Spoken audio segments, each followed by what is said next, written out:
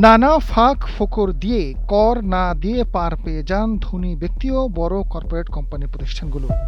তবে এবার সরকারের কঠোর নজরদারিতে আসছে এই ধরনের প্রতিষ্ঠান ও ব্যক্তিরা। তাদের কর ফাঁকি রোধে প্রযুক্তি নির্ভর নজরদারি জোরদার করছে সরকার। একই সঙ্গে রাজস্ব আদায়ে স্বচ্ছতা নিশ্চিত করতে সম্প্রসারণ করা হচ্ছে রিটার্ন ব্যবস্থা।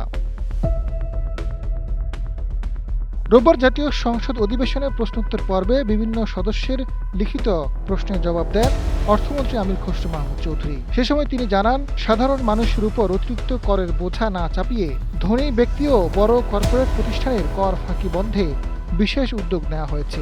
কর্পোরেট করদাতার জন্য খুব শীঘ্রই রিটার্ন ব্যবস্থা সম্প্রসারণ করা হবে।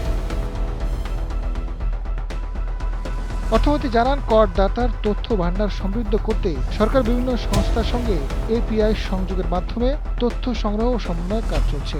কোন খাত থেকে কত কর আসা উচিত তা নির্ধারণে ঝুঁকিভিত্তিক নিরীক্ষা ও অনুসন্ধান কার্যক্রম জোরদার করা হয়েছে।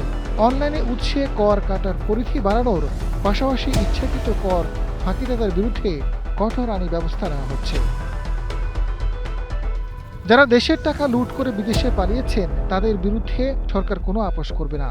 অনেকের বিরুদ্ধে মামলা হয়েছে, তদন্ত চলছে এবং সম্পত্তি ক্রয়ের কার্যক্রমও শুরু হয়েছে।